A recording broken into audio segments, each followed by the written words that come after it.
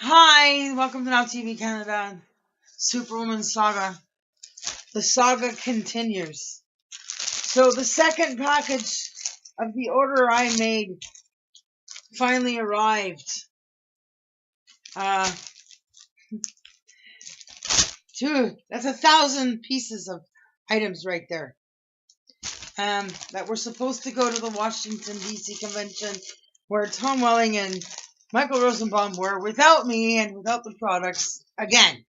The again part I'll explain later, but this would have been a really good time. And the size was wrong, so now I know why it was so much money. Okay, this is the end all and be all of all things. This is what going for surgery in a couple of weeks is all about. You see that? It's Superwoman's costume. The gloves, the cape, the boots, the outfit. Isn't that fantastic? I don't know if the original artist is still alive, but by luck and virtue of my good searching habits, I found this. And I promised that if I can make my stuff come to life and I make my Superwoman as big and successful as Supergirl and Superman and Lex Luthor and the Mutants and Wonder Woman and She-Hulk, well, maybe not She-Hulk yet, but she's there on the back burner in the comic world. She exists. But if I can bring Superwoman to life and make her unforgettable, I will give money, profit. I will give money to the man or the woman. I'm assuming it was a man. I don't remember. I think it was a man that drew this here. This original thing here. I shouldn't be telling people what it was. That's not really Superwoman. But that is somebody specific, which was done on the show Smallville right. They did that part. They did their research well enough to learn this little bit of information. This is actually Lois. Lois dressed up as Superwoman for a day.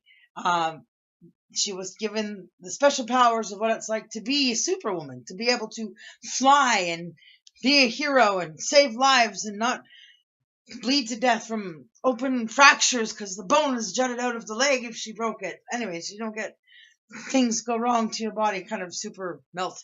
Anyways, it only lasted like one day. Literally in the story they wrote, it was one day. And in Smallville, I didn't watch it, but I saw about it, advertised it, heard they did do that. They did do this thing where Lois was specifically powerful suddenly and able to do things so that she could be with her beloved Clark, aka Superman.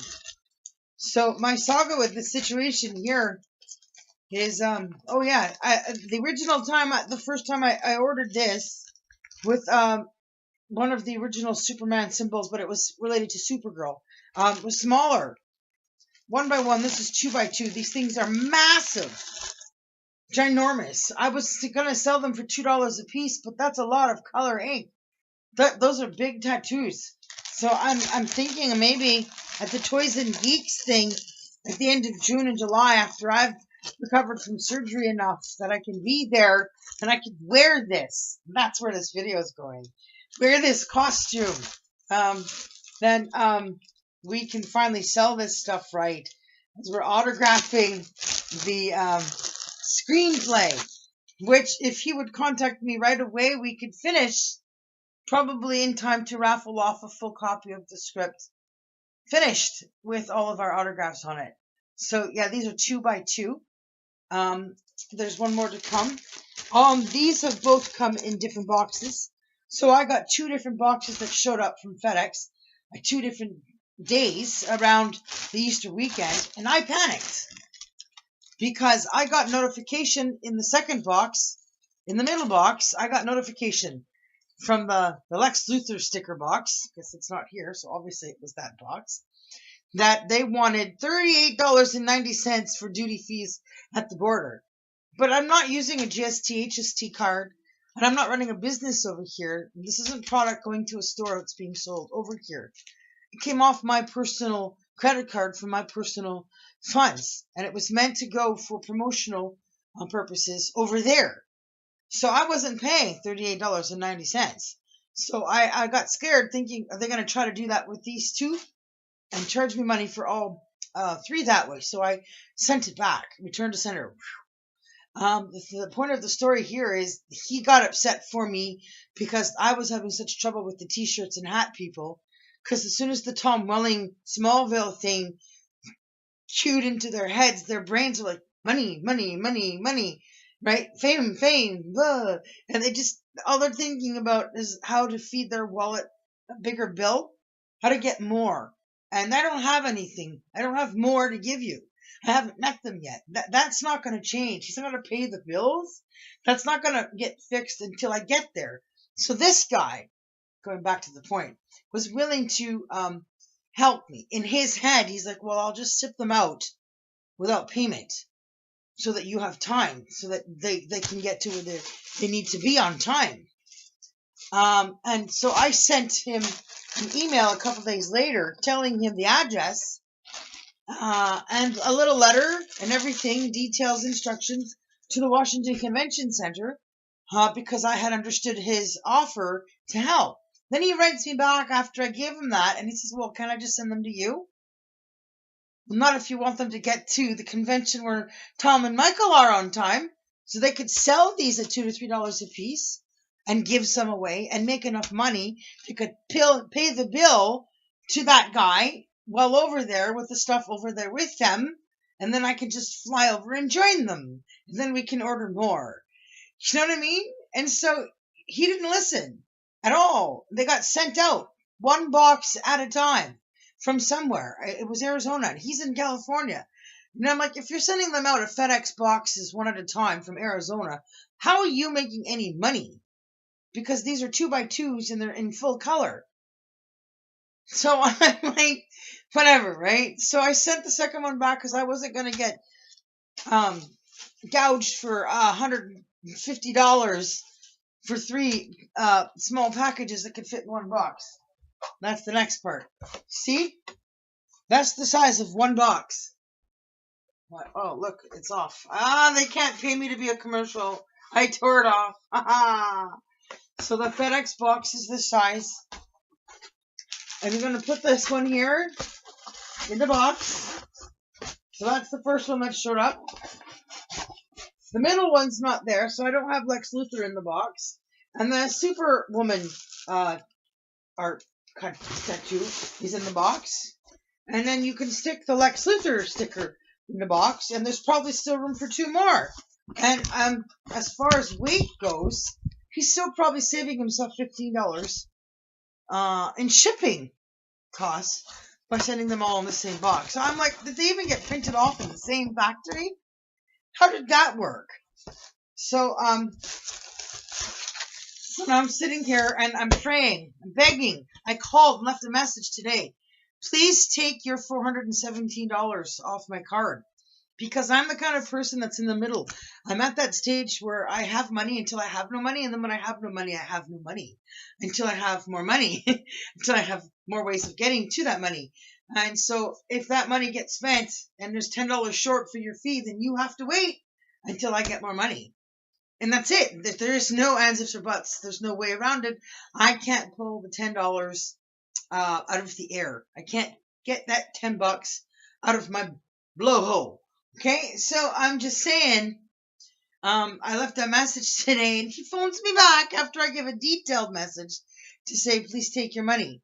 And then he says, well, phone me back or email me to tell me that I can take my money and I'll send you an email. So I didn't get that phone message till like a half an hour ago. So then I sent an email because I was hoping to find an email from him in the email. There was no email from him in the email yet. And then I sent an email saying, yes, please take your money. Because I have money till I have no money, and I have no money. So I'm warning him. Because that was the thing about this in the first place. I had not been able to pay him because of the t-shirt and hat guy wanted money. And he wanted illogics in his head. He wanted money for nothing. He wanted to charge me $1,100 for 100 t-shirts from his store shelf, his shirt products. So he's allowed to make money off of me. But I can't make money because he's got to make enough money so that there's no money left for me to make. like as if I'm just going to suit up a baseball team of kids or a hockey team of kids, and I'm not selling the stuff. I'm just going to give it away. Because then it wouldn't matter if you're buying a $10 shirt, which is what he was trying to do. Make me spend $10 a t-shirt on 100 shirts and then pay him to put all the logos on the shirts and ship them. So he gave me a bill for $1,100 in his estimate the first time. And then I'm like, no way, because I don't have that kind of money to waste. Why would anybody do that? So I shopped around, and it took weeks. So I lost time. And I finally got a shirt order done, and a hat order done. I was missing stuff, but I got it done. And they got it. And then it took another couple weeks, and I had to downgrade the size to get an order done right. And they still haven't taken their money after I said to take their money too last week also. I haven't heard back from them. They got a message. I got a phone call. Hey, can we get an invoice from the shirt people? So the money I had made and that I had saved and that was on the credit card in between all these weeks of dealing with the shirt and hat people, well, I went over budget and I was too generous, too kind, and took somebody out, bought them food, gave them cigarette money and stuff one too many times. So it went under. So I couldn't pay these guys because of that. And so there was no money. And so I spent more money as I was living from paycheck to paycheck because I might as well use the money and live my life in the meantime because I'll make more money and there'll be more of my money down the road shortly. So I had to make this guy wait. And that's why he offered the opportunity to try to get these out on time. But he didn't fare the logic of understanding if you send it to me, there will be no time left to ship it to Tom and Michael. So now I'm here with these two products and telling him to take his money before there's no money. And waiting for the third one to come and teaching him how to use a cheaper method, like 8 to 10 day delivery through regular mail. And don't put the value, don't put the advertisement of how much I spent on the outside of the box. Then I shouldn't get charged any duty. And you shouldn't charge duty if it's not going to a store. And I sent a message to the FedEx people and explained to them, you don't know what's in the box. You don't know how many boxes it was supposed to come in. You can't tell me the answers to the questions I have, and you don't know if I'm going to get charged 3 times for $38.90 for duty fees at the border. So please send it back. And it took like 2 days to get them to get that, and then they did finally send it back. So before I changed my mind, because now I have 1,000 items here. I can technically just not pay for these items.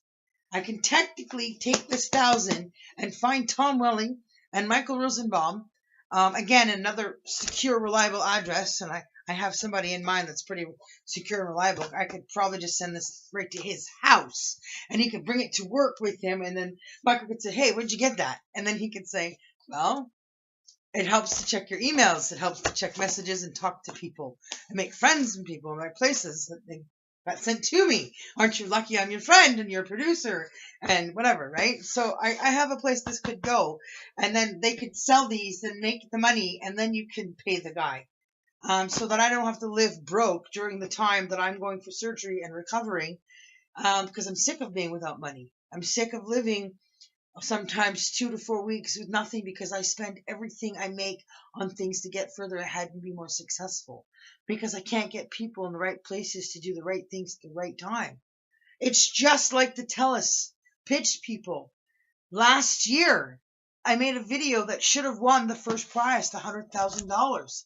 After they gave the winners their money and picked their winners, I was not only stunned, I was just stumped. I was dumbfounded. I don't understand. How did that go wrong? What did you miss about that? That there's billions of dollars, not millions or hundreds of thousands. There's billions of dollars on the corner of my desk, printed off in paper, because I'm super sketch paranoid when it comes to technology. I'm not trusting my brain and what I've got down on paper on these machines or the flash drives or anything else. I have solid copies. So there's billions of dollars to be made, money-wise, in spending for this country and for the people in this country. I'm not talking about the profit to be made should all of these movies prove to be worldly. success. As in every country, people go to the movies, people buy the products, people own the movies, and people watch this stuff. No, it's a brand new character in a brand new character's world and extended family that I'm introducing. So people need new stuff. They're looking for new stuff. They want new stuff. So they could slurp the stuff up like it's a summertime Slurpee. Suck that stuff in. And you know what? It could be $1 trillion in profits. And I've been poor all of my life. So money to me is nothing. It means nothing. I'm not a materialistic person. I come from the streets. I have street disease. I have ghetto disease. I have, what do you call it? Jungle fever. I'm saying that I only need the money so I can create more movies. I only need the money for more ideas in my head that I'd like to bring to life on screen. It's just about being a creator. It has nothing to do with making money. It has to do with what the money's for. So I can be creative and make more things for people to watch so they can see what's in my head and enjoy it and want to see more. And I get paid for more. Oh, look, my phone. Oh, it's the debt people, the debt collector people. 604 number. So it's nobody important. But that's it. I'm tired. I'm done trying. I've done everything I can to help as many people as I can. I've gone as far as I can with what little I've had, and I've never been given back to. I've not so much as had a breakfast in bed. I've never had a boyfriend, a real one. I've never met a guy who plays guitar that reads my songs and likes my songs enough to try and learn to play some on his guitar and likes them on guitar when he's playing them on guitar and says, maybe we should make some music videos. And then maybe we should rip some copies in a studio professionally and see if the radio stations will play them. I've never had any of that kind of support. There's never been any backup for me in my life. I have completely been alone. And I was tired a long time ago. So I'm done. I have, what do you call it? A GoFundMe page. Not so much as $10 from people. Because the stuff I'm talking about is super big. It's superhero stuff. Superwoman, Supergirl, Superwoman's kids, Lex Luthor, his kids, or whatever. And people don't want to help. They begrudge people like that. They don't want to see people get that successful. They don't want to see people make that much money and get that rich. They don't want to say, hey, we pitched in when she was broke. And then they want to be able to complain about, oh, she didn't remember us and didn't do anything for us and come back and help us. And that's not true. That's what the Tell Us Pitch contest was for. That's why I made the video. That's why I was dumbfounded. Why didn't I win? And I saw who they picked, and it was just little businesses. It was little itty-bitty people who are up and running, who don't need money. They've got money. They're making money because the businesses are in operation. They are paying their taxes, and they are profiting, and they are succeeding, and they are not on welfare. They're not on disability. They're not one drug trip away from relapsing. They're not one trick away from being back out and breaking. They're not anywhere close to diehard people that need money in a contest like that, which could lead to them getting more money. See, what I need to do is win the kind of money or get the kind of backing where I don't need to pay it back. I'm not alone. Something that is being rewarded or awarded to you for the reward of your hard work and all your effort. So I was dumb. I saw the guys that won it, and I'm like, one's just a website business. He doesn't need $100,000. It doesn't cost $100,000 to operate a website. So I said, these people are not the kind of people that should be submitting to the contest. That's not who the contest should be for, but that's all they had to choose from for winners. And so I digressed. I pulled back and I thought, let's think on why that happened. And then I got it. They didn't get to see all the submissions. There was too many people. And the thing is, people weren't listening to the instructions. People didn't listen. They wanted 60 seconds. And people were giving videos and segments that were minutes long. And the contest was so close to the deadline, it was impossible. You could not watch. You could not watch 20,000 hours of videos in 2 weeks. to get your 3 or 4 top winners. And I think this contest had 1 first prize, 1 second prize, and 2 third and fourth prizes were the same, I think, or something like that. And I didn't get on that list any at all. And then I get a phone call just weeks ago. Hey, it's Telus over here, pitch people. Remember us from last year in your contest submission? Hi, yeah, we're calling you back. So, yeah, we're thinking it would be a good idea. We suggest you resubmit to contest this year. If you'd like to discuss this further, please don't hesitate to call us. And they left the name and number and stuff. And so I just could have rolled over like laughing because they finally saw it. It occurred to me that they had kept watching videos after they had given out the winnings. As the contest had ended, they kept watching, and they had finally gotten around to seeing mine, and they realized how stupid that looked, how bad that looked, how much money is out the window over that. Because if I had gotten in that 4 top selection and gotten something from them, they could have then later pulled me aside and we could have made a bigger deal, a bigger contract. Because I have this dream. I have this dream to take TELUS, President's Choice, Capital One, AT&T.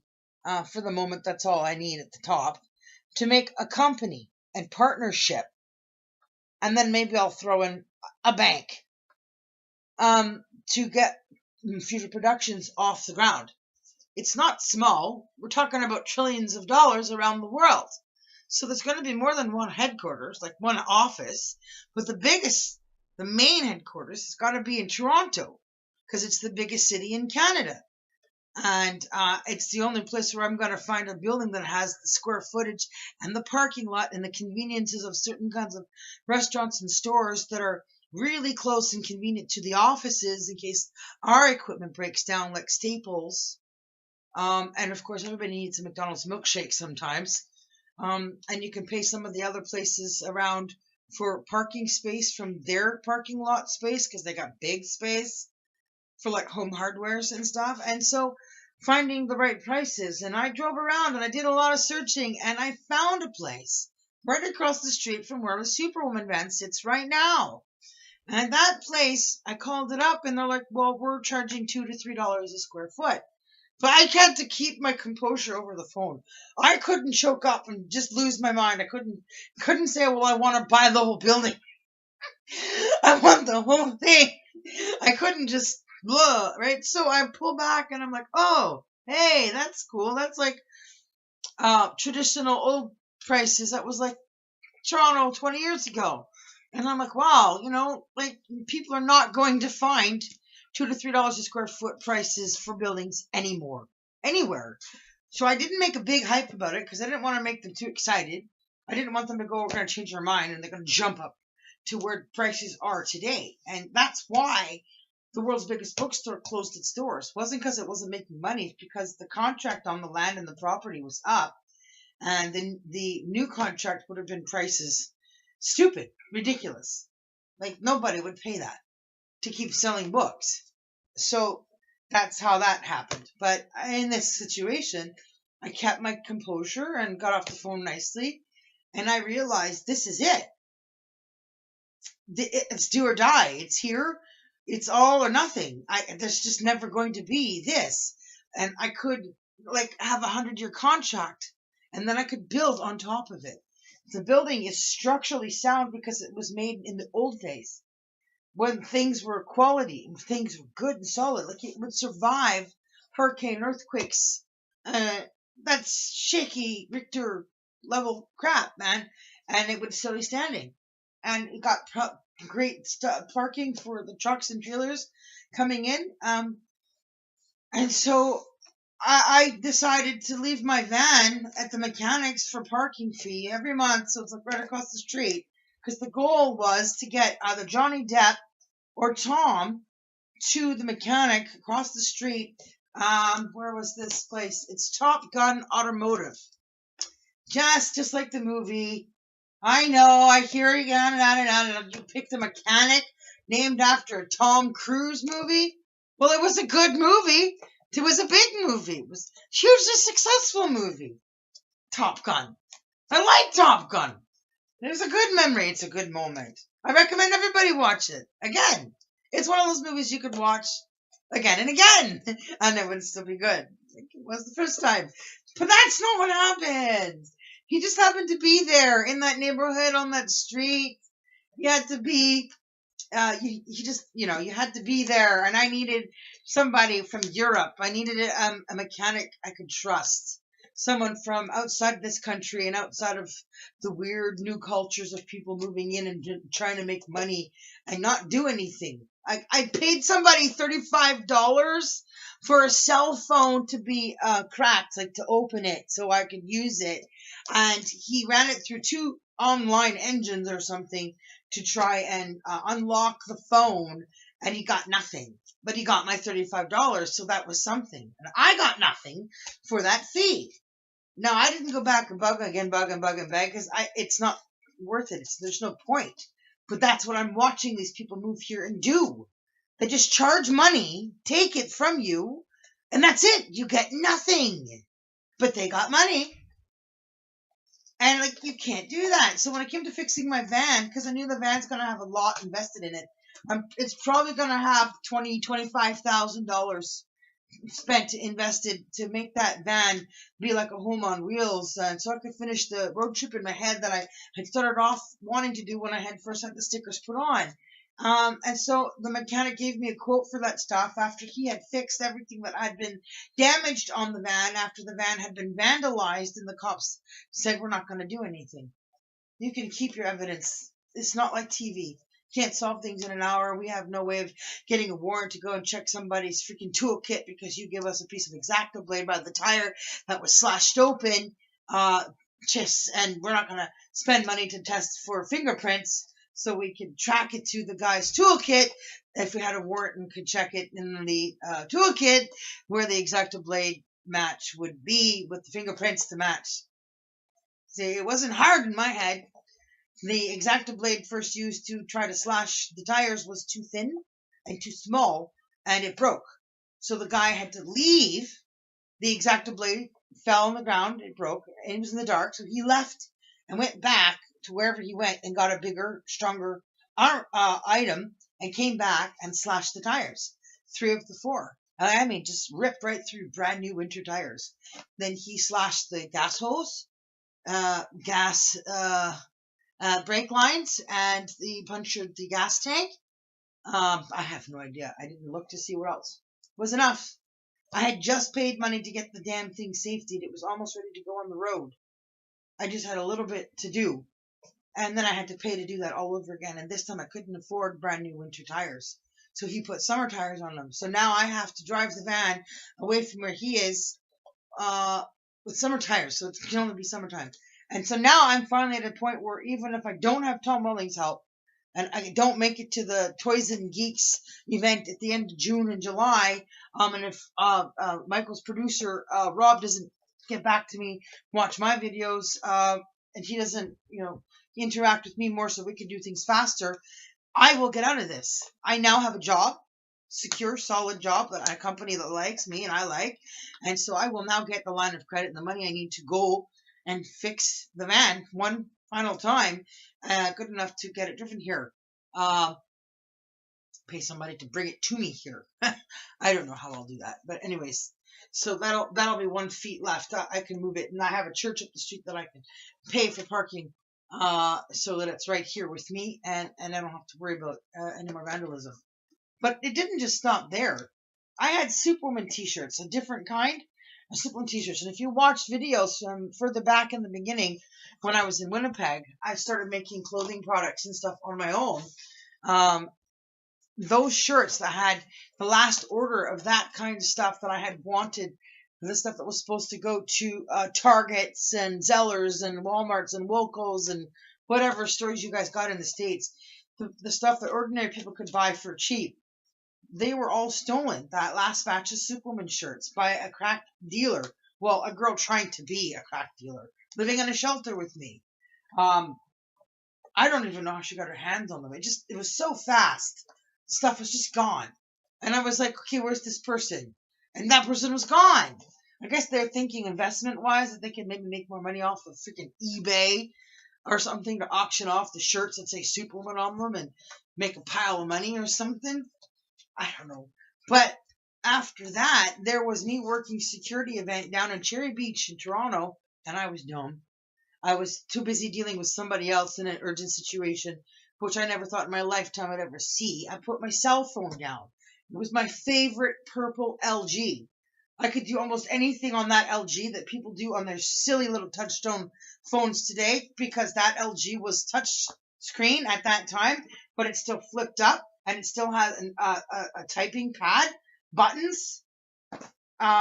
And so you don't have the issue when you put the phone to your face, you got to pull it away because it's constantly pushing buttons up against your cheek and sounds are going off and you're getting cut off with the person in between, or the freaking microphone goes off, or the phone just disconnects, or you got to shh. And the point is, it was my favorite LG. And I think in a way, there was a character in my head, Freddy, from a movie with Bruce Willis, that was trying to get me to upgrade, force me to join the world of touchscreen yeehaws, hoo-haws, whatever, in my head. But in real life, it was just somebody doing something stupid and mean.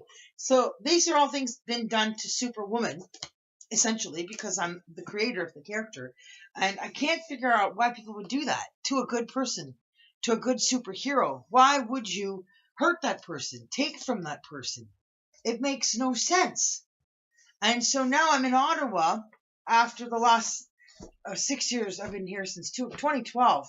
Nightmare of experience that has happened. Where very little work, very little income, very little money, try to enter contests again and again and again, try to win stuff, and nothing gets me out of this. I can't even make enough orders from the stuff that I've made in the past that I thought would make me enough money that would get me out of here. Nothing. Nobody wants to help. Nobody wants to pitch in. Nobody wants to see this work. They just want it to go away. My brain, my existence, my soul, my passion, my ambition. But I'm not. I'm still here. And so I make these because it's like the Diary of Anne Frank. Only today it's videos instead of writing out a book or diary thoughts on paper. These are vital. If I don't make it out of this, if I'm not alive to get to the other side, at least the story survives. And then there'll still be these. So I'll let you know when the third package comes, when the Lex Luthor sticker shows up, and I'll show you guys what those look like in 2x2. And I just realized the sticker was supposed to be in 2x2, but the two temporary tattoos were supposed to be 1x1. So I didn't even get the right order, and that explains why it was so expensive, for it at $17. And if I had done this the way I had wanted to, I'm sure they would have paid the bills. Because Tom would have apologized, or would apologize for the nightmare that's gone wrong in my life, that's made it impossible for me to get a 100-year contract on the land that I want to start my production company with. But the good news out of all this waiting is that AT&T bought out Warner Brothers, so it's possible that I can tell them to change Warner Brothers over to Future Productions. So I will have California location to match my Toronto dream location, and everybody can poke fun at me about the Top Gun mechanic guy, which is good because he's let it sit there all this time. He has trusted that I'll show up, and that he's going to get to fix it and make money, because European people do better jobs on engines and stuff. So I did pick a good mechanic in spite of the name of the company, which was still coincidence, Tom. So Tom Cruise is going to come and stand and look at the sign and say, is that legal? Can he really do that? Can he name an automotive shop after a great movie of mine? Apparently you can.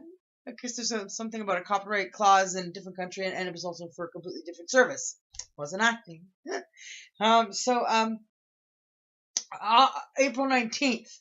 I go for surgery, and I'm trying to make just enough money from this new company once to make $1,000 check, so I have something to lean back on, some way of getting myself the really fancy protein shakes and vitamins and soups and broth and stuff that I'll be slurping on as my stomach recovers from this, and hopefully I lose enough weight and get in good enough health to make it to the basic income guarantee thingy for the world that goes on in Hamilton in May, and to the Toys and Geek thing in Washington at the end of June. So this is it. This is my year. It's my turn. They're gonna make a new TV show, Krypton, And they need me for that or they're going to mess it up. The name is right. The show is right. But they have to know what's going on. And it's all here. The story of Krypton is in my brain. It's on my computer. I have the videos and the stories. If they don't have me, they're going to mess it up. So it's time. I meet Tom. It's going to be nice to see what he does when he watches and listens to my story and realizes I've been through hell over here and that it's been a horrible experience growing up and living in this place. And that I don't wish the life I've had in Canada on anyone. But there's been a lot of people. And so he's going to have to grovel. I'm going to like that. And he's like down on his knees. He's bringing me flowers.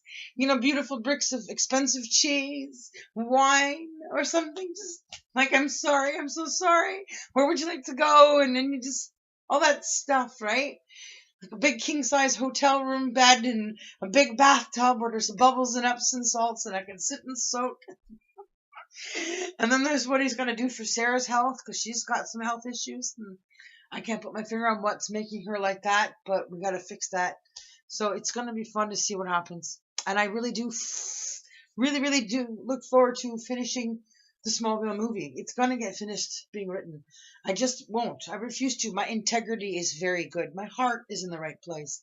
I want the right actors who have the right feel and the right soul and the right memories and the right experiences to put into the characters and the rest of the story so that it's not a dime a dozen, but that it's something that's quality that we can all work on together, be proud of, look back on, and see become a success. And watch the world embrace and love it and give a closure to a series that with this movie could be absolute perfection. Gem. Award-winning or award-nominating, and everybody can live with that. I saw this picture of them at the Comic-Con over the weekend. This love, this light shining down in the room and all these people that are fans of Tom's and Michael's and Smallville and the characters. And I said, oh, that's me. That's like what's in my head. That's what they're waiting to come. I'm like, this is it. And they're going to love it. And so I was bummed about one thing because I did send the script over there unfinished and partial on purpose. And I gave them instructions in the letter to hold a raffle. I said to autograph it with them too. And then the third day, with all the names in a bucket or something, you just throw out one and they give them that copy. And that would be delirious. That fan would just be like died and gone to heaven. Their autograph is on it and it's unfinished on purpose so that you just a teaser. It's like a drug. It's like an addiction. It's like your favorite food or chocolate, you can't get enough and you want more. And then they dream and then they're like so excited because they're not going to know how the rest of it goes until they see it. And then I didn't see anything about that there. I don't think my instructions got followed. So there's always another Comic-Con so that it get done right. And my goal after the surgery is to get somebody to make the first Superwoman costume like it was done in the original artwork for Superwoman, and then you can build her wardrobe off of that, go back in her past, having her grow up in the Navy, who her father was, her adopted father, and all that stuff from there, and then to the comparison with the Lois Lane thing for a day. And we could probably do it again. So Lois is Superwoman, Clark's twin sister will meet. And then again, Lois might be needed or given an opportunity by our father and our planetary energy. And she'll get the chance to be superhero for a day because her sister-in-law needs her help or something. I don't know. But unfortunately, you guys have to deal with the diehard reality that in the end, Clark and Lois do not live happily ever after, married and raising kids together. They go on with their lives. You have to move on at some point. If it's not going to work, no matter what you do, you're never going to get it to go. It's just not meant to be. So in my story, because there's been such a huge gap from the last episode and the way it ended and now and how he looks physically and everybody's ages and real life experiences, I have written something of quality that will suffice. It's not what people wanted, but it will suffice. It will explain the time lapse. It will explain Clark's cold feet again and again and again, and Tom's real life issues with cold feet issues and commitments and stuff. And so everybody will be like, okay, that's good. I can live with that. And that'll be the end. So that's it. Keep watching these. I don't care if people download these, splice them, send out stuff. That's great. See you on the fly. You might not see me again on a video until after. Peace out, Superwoman from Ottawa. Mwah.